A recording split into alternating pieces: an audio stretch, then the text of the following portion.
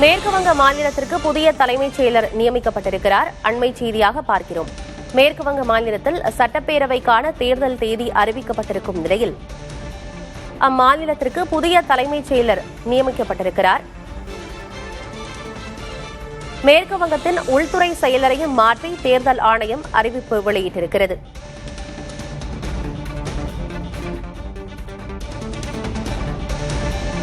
விவரங்களோடு செய்தியாளர் கணபதி இணைந்திருக்கிறார். கணபதி, மேற்கு வங்கத்துக்கும் தேர்தல் தேதி அறிவிக்கப்பட்டிருக்கு. அதன் தொடர்ச்சியாக அங்கு புதிய தலைமைச் செயலரும் நியமிக்கப்பட்டிருக்கிறார்.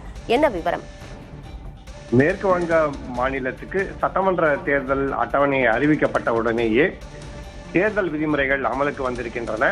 அதன்படி தேர்தல் ஆணையத்தின் கட்டுப்பாட்டில் மாநில நிர்வாகம், காவல்துறை ஆகியவை வந்திருக்கின்றன.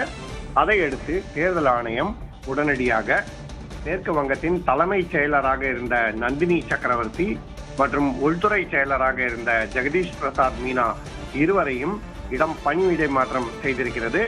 அவர்கள் வேறு பணிகளுக்கு அனுப்பப்பட்டிருக்கிறார்கள். அவர்களுடைய இடத்திலே புதிய தலைமைச் செயலராக துஷ்யந்த் நாரியாலா நியமிக்கப்பட்டிருக்கிறார். அதே போல புதிய உள்துறை செயலராக சங்கமித்ரா கோஷ் நியமிக்கப்பட்டிருக்கிறார். இதற்கு காரணம் என்னவென்றால், மேற்கு வங்க மாநிலத்திலே சட்டம் ஒழுங்கு நிலை குறித்து பல்வேறு கேள்விகள் இருந்தன. மேற்கு வங்க மாநிலத்தில் உள்ள பல்வேறு அதிகாரிகள் தேர்தல் ஆணையத்தின் உத்தரவுகளை சரியாக அமல்படுத்தப்படவில்லை என குற்றச்சாட்டு இருந்தது. எஸ்ஐஆர் நடவடிக்கை நடந்து கொண்டிருந்த போது சரியாக செயல்படாத பல அதிகாரிகள் மீது எஃப்ஐஆர் ஃபைல் செய்ய வேண்டும் என, அதாவது முதல் தகவல் அறிக்கை தாக்கல் செய்து அவர்கள் மீது புகார் அளித்து நடவடிக்கை எடுக்க வேண்டும் என தேர்தல் ஆணையம் தெரிவித்திருந்தது. ஆனால் அதன்படி மாநில நிர்வாகம் செயல்படவில்லை. ஆகவேதான் தற்போது இந்த அதிரடி மாற்றங்கள் செய்யப்பட்டிருக்கின்றன. மேலும் தேர்தல் ஆணைய குழு, அதாவது தலைமை தேர்தல் ஆணையர் உள்ளிட்டோர் மேற்கு வங்க மாநிலத்தில் பயணம் செய்த போதும் சட்டம் ஒழுங்கு பிரச்சனைகள் இருந்தன.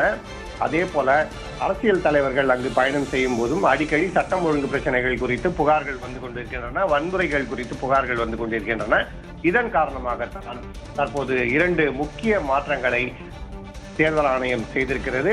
தேர்தல் ஆணையத்தின் இந்த அதிரடி நடவடிக்கையிலே தலைமைச் செயலரே மாற்றப்பட்டிருக்கிறார். மேற்கொண்டு காவல்துறையிலும் பல்வேறு மாற்றங்கள் செய்யலாம் என எதிர்பார்க்கப்படுகிறது. ஆனந்தி, தகவல்களுக்கு நன்றி கணபதி.